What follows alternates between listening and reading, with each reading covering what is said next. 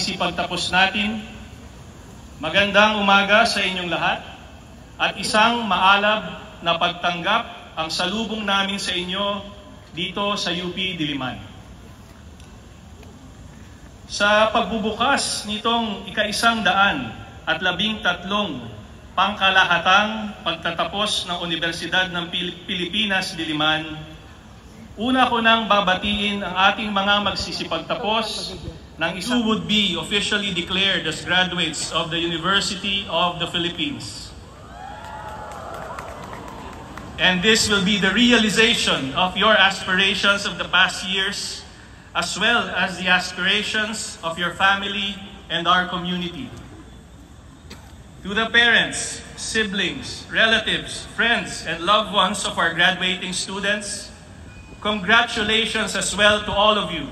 And thank you for supporting our graduates during these past years of unprecedented hardships and uncertainties on account of the COVID-19 pandemic, climate change, and violent geopolitical conflicts in various parts of the globe.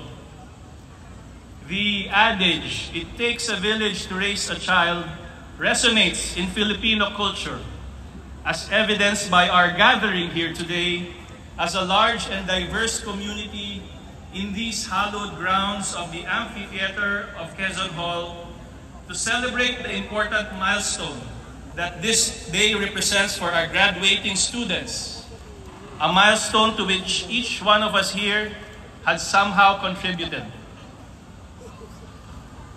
This year, UP Diliman is commemorating the 75th anniversary of the relocation of the university's academic core from the erstwhile campus in Padre Faura, Manila, to this present site of the UP Diliman campus in Quezon City. If you can imagine that 75 years ago, it was only the bare beginnings of this building where I am speaking from, and which we now call Quezon Hall, that can be seen in this area, and compare that picture with the beautiful scenery of several classic buildings and lush greenery that you see today, you would agree with me that UP Diliman has come a long way since that fateful exodus from old Manila to this veritable new world, then at least, of Quezon City. In those 75 years, however, the university built more than just a beautiful campus. UP Diliman made itself into a premier academic and research institution that produced generation after generation of this country's leaders and change makers. This successful becoming of UP Diliman, this blossoming of our university after a fateful decision to relocate, is very similar to what we wish of all of our graduates. Na magsisipagtapos para sa titulong masterado at graduadong diploma. At 3,511 magsisipagtapos para sa bachiller, di graduadong diploma at sertipiko. Ikinararangal kong ipabatid. Nubo ito ng 87 magsisipagtapos sa mga sumusunod na titulo: Bachelor of Science in Tourism, Graduate Diploma in Tourism Development and Management, at Master of Science in Tourism Development and Management. Kabilang sa kabuuan ito ang 11 cum laude, 22 magna cum laude, at 12 summa cum laude. Pagbati sa inyo. Bachelor of Secondary Education, Social Studies. Bachelor of Secondary Education, Special Education. Master of Arts in Education, Educational Psychology. Master of Arts in Education, Educational Technology.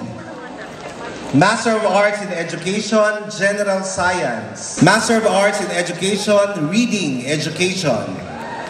Master of Arts in Education, Social Studies Education.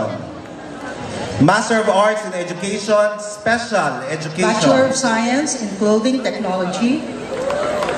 Bachelor of Science in Community Nutrition. Bachelor of Science in Family Life and Child Development.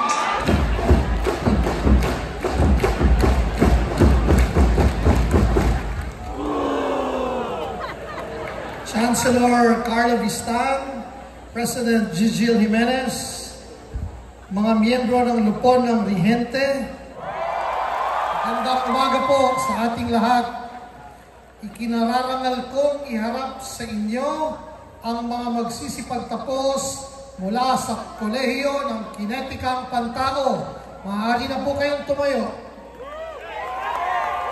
Binubuo po ito ng 152 magsisipagtapos para sa mga sumusunod na titulo: Associate in Arts in Sports Studies, Bachelor of Physical Education, Bachelor of Sports Science, at Masters of Science in Human Movement Science.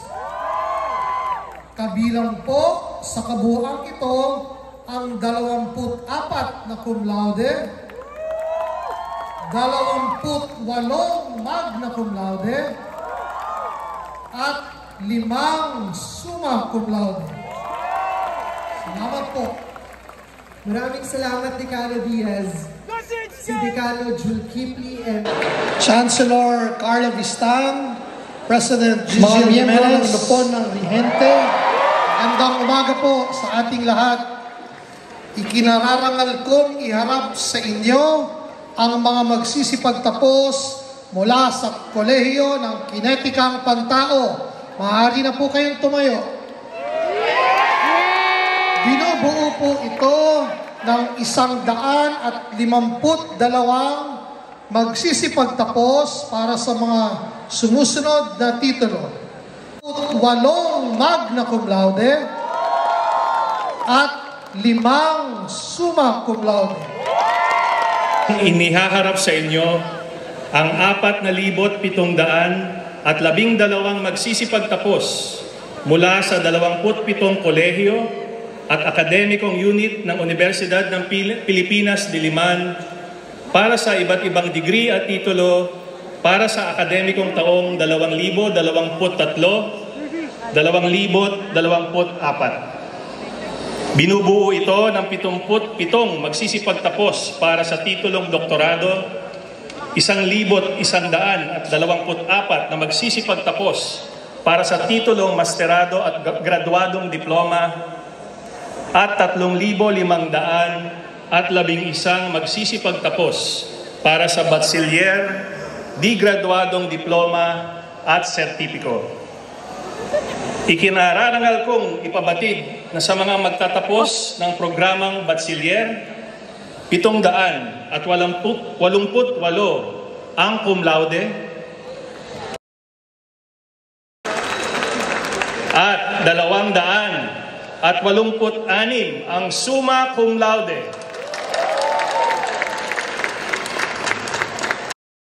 Mula sa kanang balikat papunta sa kaliwa.